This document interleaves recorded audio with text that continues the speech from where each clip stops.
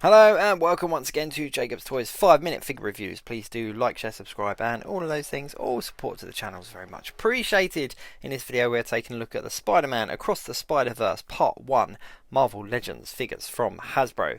And in this particular video we're going to take a look at The Spot.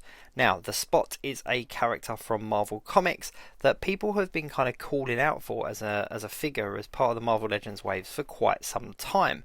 Interestingly, the first time we get him is part of this movie animation wave, so the body proportions are very different to that of the regular Marvel Legends figures. Now, because of that, a lot of people are kind of on the fence about whether they like these figures or not. Me in particular, I was a big fan of that first film. I got the original Marvel Legends from that first film, so I was very excited to hear that there was a full wave of characters coming. Now, the film at this time of recording has not been released yet, so we don't know how much of a part each of these characters are going to play. This is predominantly done off the concept art when it comes to the action figures, so we don't know whether they're going to be a large part of the film, whether they're going to be a main antagonist or a main superhero or whatever in the film. So who knows, the Spot might feature for quite a bit, he might only feature for a little bit. One thing that is really cool is this is one of the only action figures, or the only action figure in this entire wave that comes with any kind of additional accessories other than alternate hands. Now let's get those hands out of the box and I can show you everything that is included. Now let's take a look at the figure first. Now I quite like it, I'm not going to lie. The Spot for me was always a bit of a random character, and I like the fact that they've made him really kind of unproportioned. He's got quite a round stomach, but he's got very thin and long arms and legs. He's very kind of alien looking, which kind of works. It's a ridiculous character at the end of the day. It's a guy covered in black spots in a white suit that can create portals and essentially throw spots out, hence the accessories that come in this pack. Now the articulation for this figure is pretty good. There's double pinned elbows and knees, and there's all the regular points of articulation in the wrists, the ankles, the waist and the neck. There's a swivel there, you can see a chest swivel. There's no ab crunch because the guy doesn't have any abs at the end of the day. There is a chest swivel, but the sculpting is pretty good. Not a lot can be said for the paintwork because there's not a lot of paintwork that goes into this. It's essentially a white figure with some random black spots on it. But he looks cool. I like the finish of the plastic.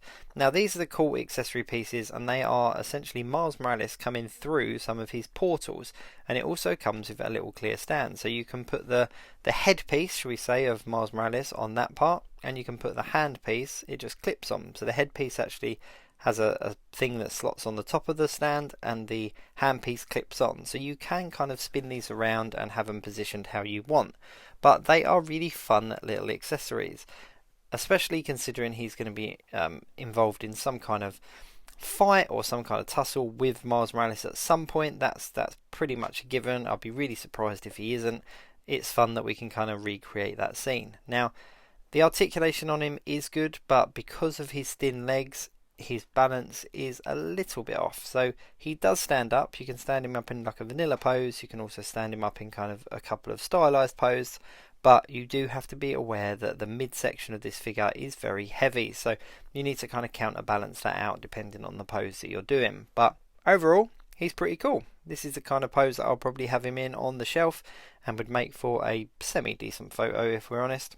But for one of the most anticipated figures of the wave, he's not too bad. I think because of his comic book caricature looking proportions, he would fit in okay with your other Spider-Man villains. He would stand out a little bit because they're all very similar and built on similar bucks, but I think you could probably get away with it if you're looking to add Spot to your collection.